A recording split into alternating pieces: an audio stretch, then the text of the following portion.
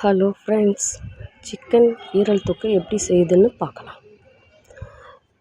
குக்கரில் எண்ணெய் ஊற்றிக்கின்னு சோம்பு கல்பாசி போட்டு நல்லா தாளிச்சிக்கோங்க. வெங்காயம், பச்சை மிளகாய், கருவேப்பிலை போட்டு நல்லா பொன்னிறமாக வெங்காயத்தை வதக்குங்க. கொஞ்சம் இஞ்சி பூண்டு கொஞ்சம் போட்டு அதையும் சேர்த்து நல்லா வதக்குங்க. நல்லா பொன்னிறமாக வதங்கணும். பொன்னிறமாக வதங்கினா தான் டேஸ்ட்டு நல்லாயிருக்கும். இந்த மாதிரி வதங்கணும். வதங்கிட்டு தக்காளியும் போட்டு சேர்த்து கொஞ்சம் நல்லா வதக்குங்க. நல்லா வதங்கணும் தக்காளி நல்லா வதக்கின்னு கூட மஞ்சத்தூள், மிளகாத்தூள்,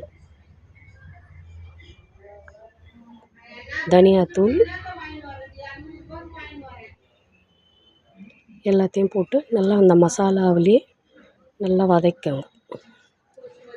நல்லா வதக்கின அப்புறம் கொஞ்சமாக தண்ணி சேர்த்து நல்லா இன்னும் கொஞ்சம் நல்லா வதக்குங்க. தொக்கு பதத்துக்கு வரணும். நல்லா தொக்கு மாதிரி ஆகிற அளவுக்கு வதக்கின்னு கரம் மசாலா தூள் 1 ஸ்பூன் சேர்த்துக்கோங்க. அதையும் சேர்த்து நல்லா வதக்குங்க. நல்லா வதங்கி தொக்கு பதத்துக்கு வந்ததும் ஈரலை நல்லா சின்ன சின்ன பீஸாக வெட்டி நல்லா கழுவி எடுத்து வச்சுக்கணும். ஈரலை போட்டு நல்லா அதிலேயே வதக்குங்க. தொக்குலேயே நல்லா வதங்கணும். மசாலாலேயே நல்லா வதங்கணும். நல்லா வதக்குங்க. அதையும்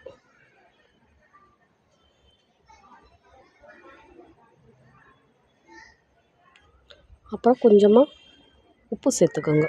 உப்புக்கல் போட்டு நல்லா அதிலேயே வதக்கின்னு குக்கரில் ஒரு 2 விசில் வர வரைக்கும் நல்லா மூடி வச்சு விசில் வரட்டன்னு விடுங்க.